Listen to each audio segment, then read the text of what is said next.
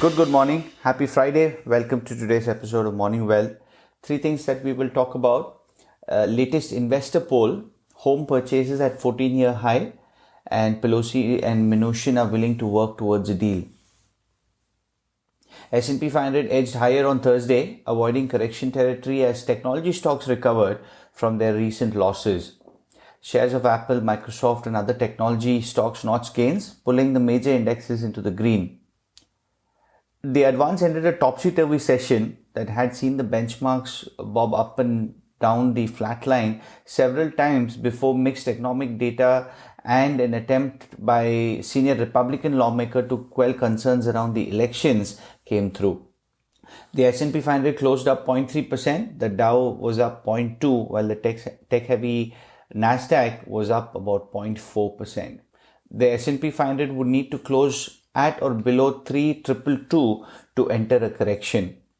In markets across the globe, Europe fell. Euro Stock 600 was down about 1%. The FTSE also was down by 1.3%, while the DAX was flat at minus 0.29%. China was down sharp. The Shanghai Composite was down 1.72%, and the Indian market was down about 2.93%. So all this was a price reaction that happened to what happened in the US on Wednesday when we saw that big drawdown. The bearish sentiment has made September a rough month. The S&P 500 was briefly on course for a correction on Thursday, off by more than 10% from September 2nd when the unemployment numbers came through. So the data showed that hundreds and thousands of Americans continue to rely on jobless benefits. It's the latest evidence that the economic recovery from the coronavirus pandemic will be long drawn. The initial claims for regular state programs increased by about 4,000 to come at 870,000 against an estimate about 840 in the week ended September 19th. Still, this is about 4 times the pre-pandemic levels.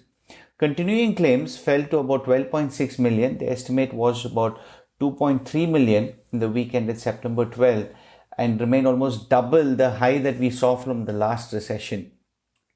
A latest investor poll released by American Association of Individual Investors showed nearly 46% of the respondents expect stocks to fall over the next 6 months, up from about 40% from a week prior. It's important to note what the sentiment is because retail is driving so much of the flows and just general sentiment in the market now. So I thought it was worth mentioning the results of this poll. So during the day, we also got housing data, and that actually made the stocks take a U-turn and start climbing after Commerce Department said home purchases reached a 14-year high, highlighting how the pandemic is reshaping life and economic activity. Economists had predicted weaker housing market activity, but more than 1 million new homes were sold in the month of August, the most since 2006. Record low interest rates and exodus out of metropolitan cities fueled robust demand for new property. While many question the durability of this demand, the housing market will be supported by the prospect of no rate hikes for the next few years. The market also got a boost from reassurances from Senate Majority Leader Mitch McConnell, who said on Twitter that the winner of the November's presidential election would be inaugurated as planned in January. The tweet appeared to be a response to President Trump's refusal to commit to a peaceful transition of power a day earlier. It was day 3 of Jerome Powell on Capitol Hill, and found him suggesting the same things that he had spoken about in the past many months actually. But he did mention about aid to small businesses and unemployed should be priority. Robert Kaplan said central banks' economic forecasts are predicted on more government relief. Charles Evans was probably the most direct. He said, "We are taking a very serious and unnecessary risk if we do not extend federal assistance to out-of-work households." Now, following all this talk from Fed, Nancy Pelosi and Steven Mnuchin expressed renewed urgency over the need of a stimulus deal. We'll be hopefully soon going to the table with them, is what the House Speaker said. I'm willing to sit down anytime for bipartisan legislation. Let's pass something quickly, is what the Treasury Secretary remarked. The two plan to resume negotiations, but senior Republican Senator Richard Shelby called the chances of an agreement slim.